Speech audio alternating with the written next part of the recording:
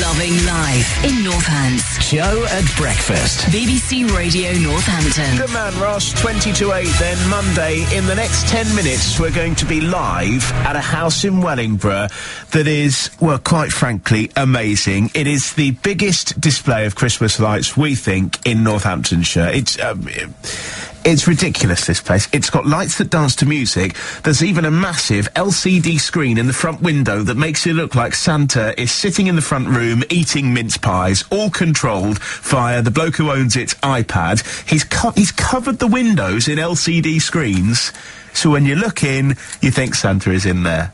Like I say, the lights dance to music. There's all sorts of stuff, fake snow, the whole shebang. I don't think his neighbours like it that much. We'll find out more about that in the next few minutes. But we'll also find out about, well, how much it costs him to install, how much it costs him to run, and why on earth he'd want to turn his house in Wellingborough into this kind of Christmas extravaganza every year. We'll meet Karl Beetson live outside his house with Tom in the radio car very shortly. Now, 5 to 8, and in 2 weeks' time, it'll be all over for another year. The turkey will have been eaten. Oh, lovely.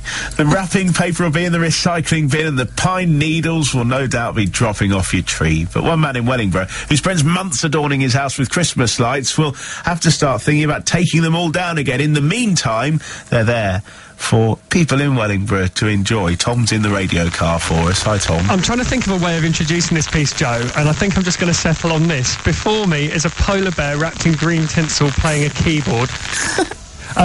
Karl Beetson, your family has built up this collection of lights and music. There's Mariah Carey's All I Want for Christmas Is You going on in the background, Joe. Lovely. With the lights running in time to it. Carl's shown me the setup. Carl, just explain how this whole system works. Well, basically, at the heart of it, there's a computer, which has taken hours for me to program to get all the shows to work in time to the music. And then the computer talks to like a circuit board where all the wires for all the lights go to. And then it manages it from there, switches on the right light at the right time. And you've got a kind of handheld tablet computer before you that controls absolutely everything. It's all quite space age, Joe. So let me just give you a rundown of what we've got here. Above Carl's front door is Merry Christmas. Claws and the Paws, the band with the polar bear in it, are performing in a box before me. Santa's on bass, there's a penguin playing the drums, and Rudolph's on the sax, by the way.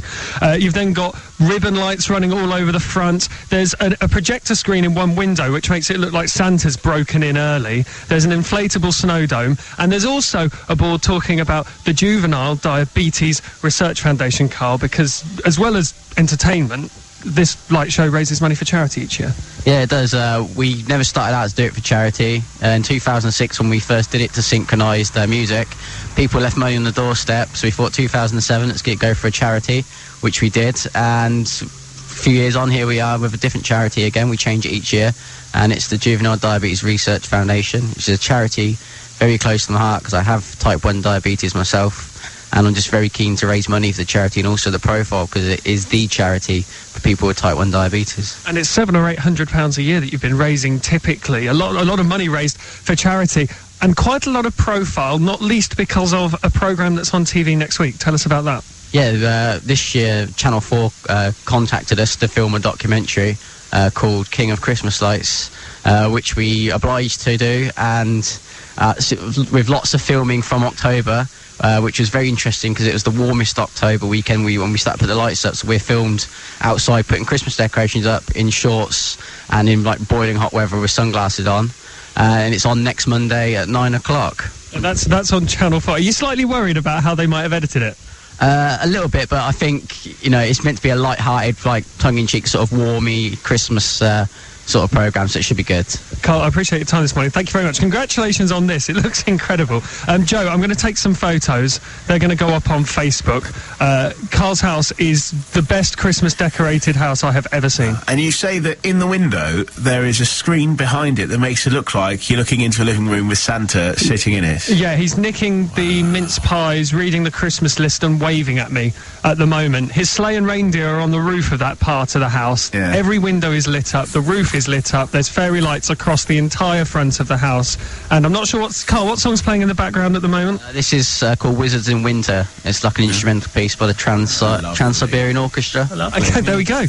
Joe, photos going up on Facebook of Carl's house. Any way of gauging what his neighbours think? I mean, do they embrace it all, or...? The neighbours, I think, are quite supportive. It's not super loud in terms of music. Yeah. And I'll be honest, I would feel quite happy if I lived next door to this.